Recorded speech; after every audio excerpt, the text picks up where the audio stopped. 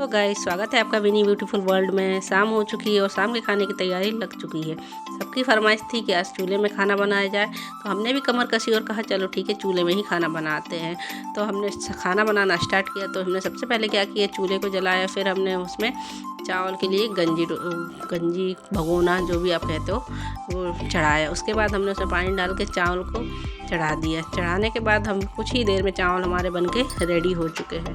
फिर हमारे हस्बैंड जी ने उसको साइड में उतार के रख दिया है।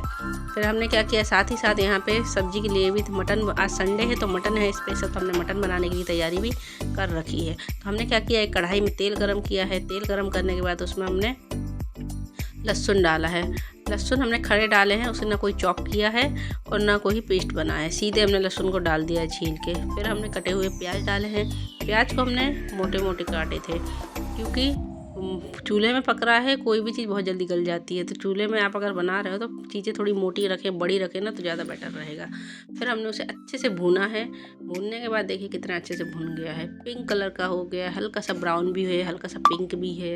इससे ना मटन में बहुत अच्छा स्वाद आता है। फिर हमने अदरक और लहसुन को कूट के रखा था। हमने कोई पेस्ट नहीं बनाया है, हमने सिर्फ कूटा था उसको खल्लड़ में। फिर हमने एक मसाला तैयार किया था, जिसमें सूखा धनिया, सूखी लाल मिर्च, शाही जीरा, खड़ी मिर्च, काली मिर्च, सारे जो खड़े मसाले होते हैं ना, दालचीनी, ये सारे मसाले का एक पेस्ट बनाया था। फिर हमने उसमें डाला है। डालने के बाद उसमें हल्दी और नमक डाला है। नमक आपको थोड़ा ज़्यादा समझ में आ रहा होगा, पर वो ज़्यादा नहीं है, आप अभी आगे समझ जाओगे खुद ही। फिर हमने उसमें टमाटर डाला है। टमाटर डालने के बाद अच्छे से भूना है, इतना भूना है। यहाँ पे हमारा मटन भी धुल के तैयार हो चुका है। फिर हमने उसे भूना है। भूनने के बाद हमने अच्छे से तेल छोड़ने तक भूना है। देखिए कितना अच्छा दिख रहा है, बहुत ही अच्छा भुना हुआ था ये मटन का मसाला। फिर हमने उसमें मटन डाला है। मटन को वॉश करके हमने रख लिया था पहले ही, और हमने उसे डाला है। डालने के बाद उसे अच्छे से मिक्स किया है। मिक्स हमने इतना अच्छे से किया है कि मटन को अंदर तक मसाला घुस जाए। फिर उसके बाद हमने उसे ढक के पकाया है, कम से कम 5 से 10 मिनट उसे हमने ढक के पकाया है।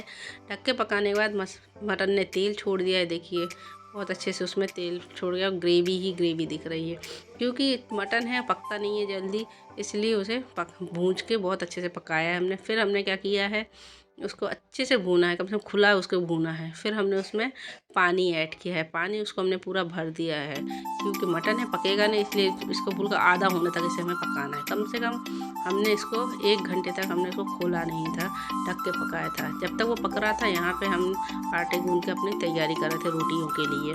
फिर हमारा मटन में आग जलाते रहे थे, बीच बीच में हम लोग आग देख रहे थे, क्योंकि गैस में तो सीधे जल रहा रहता है, पर चूल्हे में जलाते रहना पड़ता है।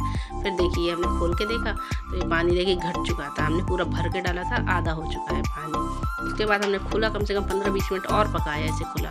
फिर उसके बाद हमने इसको हरी धनिया डाला। हरी धनिया डालने के बाद बस रेडी हो चुका है हमारा मटन। हमने फिर उसको साइड में एक सिगड़ी में उतार के रख दिया। बन तो वो गया था, पर क्या था, गर्म रहे बोल के, ठंडियों का टाइम में ठंडा जल्दी हो जाता, तो हमने सिगड़ी के ऊपर रख दिया था वो और अच्छे से पक जाए बोल के। फिर हमने यहाँ पे रोटियों की तैयारी कर रखी थी, तो हमने रोटियाँ भी बना ली फटाफट। चूल्हे में ही सारे खाना बना था, हम चलो रोटी भी बना लेते हैं। फिर हमने यहाँ पे रोटी बनाई, देखिए कितना बेहतरीन रोटी बनी है, फूली है।